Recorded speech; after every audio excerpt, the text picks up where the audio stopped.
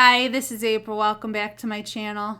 Is CNN missing President Donald Trump? They're certainly fixated on him when it comes to Putin's invasion of Ukraine. Instead of questioning Joe Biden's weak response on the invasion, they're criticizing President Trump for supposedly praising Putin's strategy. I'll show you a quick clip. The former president praised Vladimir Putin. So Putin is now saying it's independent, a large section of Ukraine. I said, how smart is that?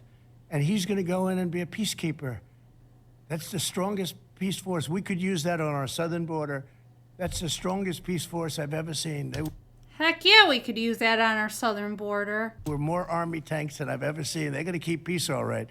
No, but think of it. Here's a guy who's very savvy. I know him very well. Very, very well. I know Donald Trump is great for CNN's ratings, but really they need to focus a little bit more on who's actually occupying the White House. Take a look at this awkward press conference yesterday where Biden addresses the Ukraine invasion. Last night, Putin authorized Russian forces to deploy into these regions.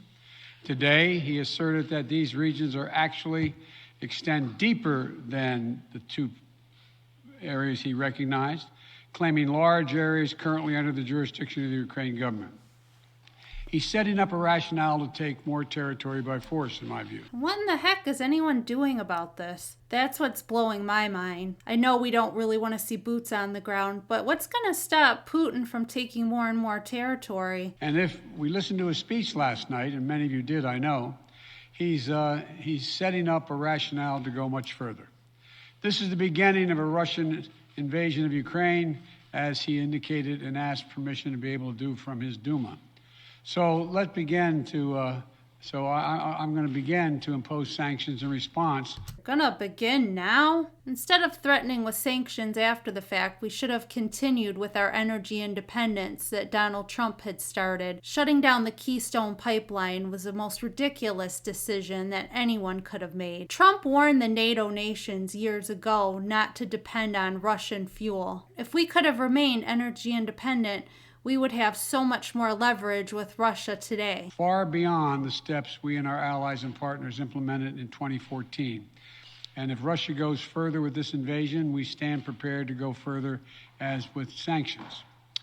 Who in the Lord's name does Putin think gives him the right to declare new so-called countries on territory that belonged to his neighbor? Well, we're definitely not doing anything to deter it. After Putin saw our embarrassing withdrawal from Afghanistan, he knew he's dealing with one of the weakest leaders that the U.S. has ever had. And unfortunately, with no strong deterrence, Putin's just going to sweep in and take more and more territory.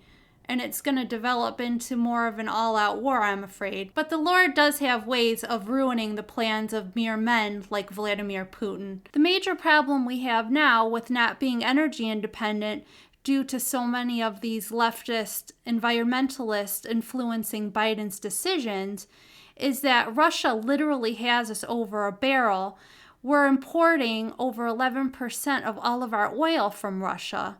So when we place sanctions on them, we can expect the price of oil to go up well over $100 a barrel. If you want to see what real leadership looks like, just take a look at this clip from President Trump warning the NATO nations against depending on Russia for fuel. If President Trump was still in office today, Ukraine would be safe. The world would be much safer. I think it's very sad when Germany makes a massive oil and gas deal with Russia, where you're supposed to be guarding against Russia, and Germany goes out and pays billions and billions of dollars a year to Russia.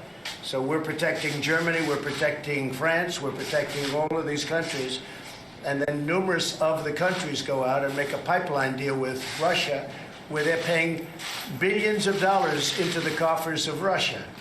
So we're supposed to protect you against Russia, but they're paying billions of dollars to Russia, and I think that's very inappropriate. And the former chancellor of Germany is the head of the pipeline company that's supplying the gas.